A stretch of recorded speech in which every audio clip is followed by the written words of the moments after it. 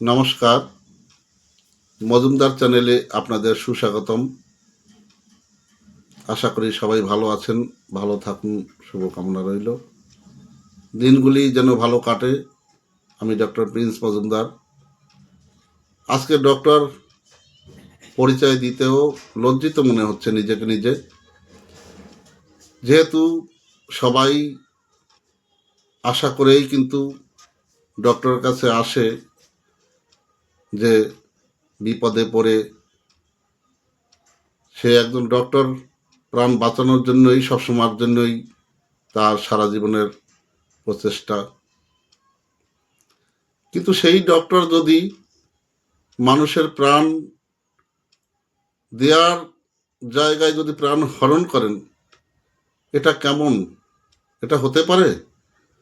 ভগবানের স্থানটি একজন ডক্টরকে দেয়া হয়েছে, ভাবতে পারা যায়? যদি সেই ডক্টর নিজেই প্রাণ হরণ করে, এর থেকে লজ্জা আর পৃথিবীতে থাকতে পারে না। কি এমন আছে যে বই পড়তে গেলেই পড়া শেষ হতে না হতে দেখা যাচ্ছে সে সন্ত্রাসী হয়ে যায়? কি ওই মাদ্রাসার মধ্যে আছে ভাবতে পারছি না।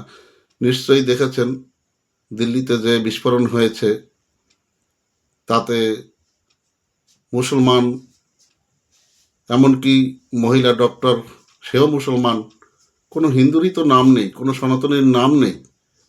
কেন হচ্ছে এরকম জানি না, বুঝতে পারছি না আমি। যদি আমি এরকমভাবে দুই একটা ভিডিও বানাই, হয়তো অনেকেই বলবে যে বলে সাম্প্রদায়িক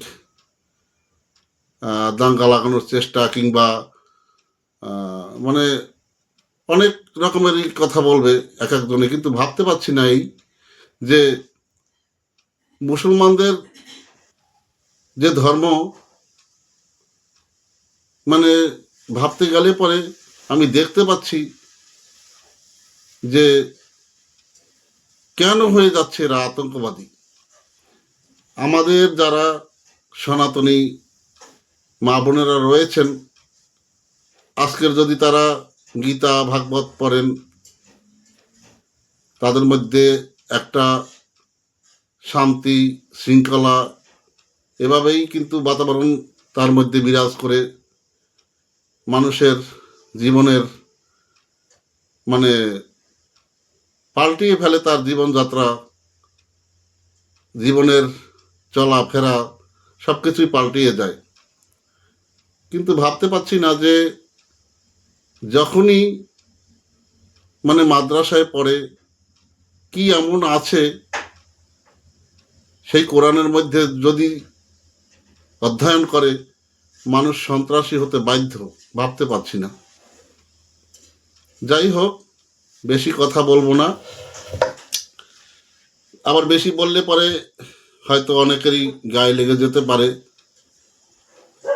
আজকের ভাবতে গেলে পরে এইটুকুই আমি বলছি যে আজকের ভাবুন যে আমাদের যে সংঘ, সনাতনী সংঘ, বাংলাদেশে যে সনাতনী ভাইয়েরা রয়েছেন, যে সনাতনী ইস্কন আজকের বন্ধ হওয়ার জন্য চারিদিকে বাংলাদেশে ডাক দিয়েছেন, তাই না?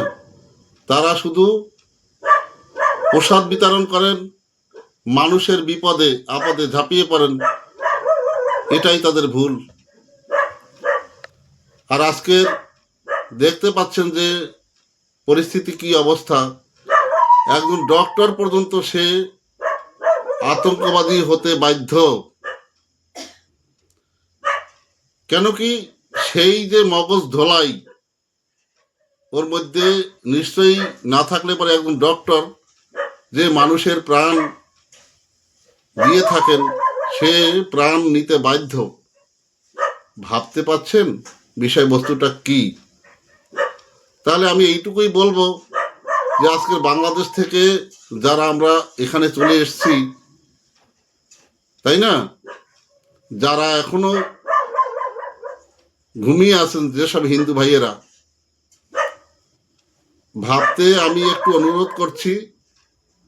এখন আর ঘুমানোর সময় নাই, তাই সবাই মিলে আমরা যাতে আমাদের দেশ ভালো থাকে তার জন্য আমরা সবসময়ের জন্য সবাই একে অন্যকে, আমাদের স্লোগান এইটুকুই থাকবে, জাগো হিন্দু জাগো,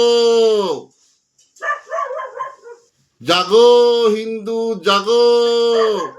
সময় এসেছে, আর শোয়ার সময় নেই, তুমি জেগে ঘুরে বসো। এসআইআর খুব জরুরি, এনআরসি খুব জরুরি। দেশের স্বার্থে এগিয়ে আসুন।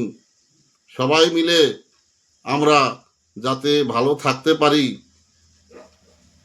এই জন্য আমাদেরকে একে অন্যের সাথ দিতে হবে। এবং সব মিলিয়ে এইটুকুই আমি বলতে পারছি যে সময় কিন্তু আর একদমই নেই। যেটুকু বোঝার বুঝে নিতে হবে। ভালো থাকবেন, শুভকামনা রইল।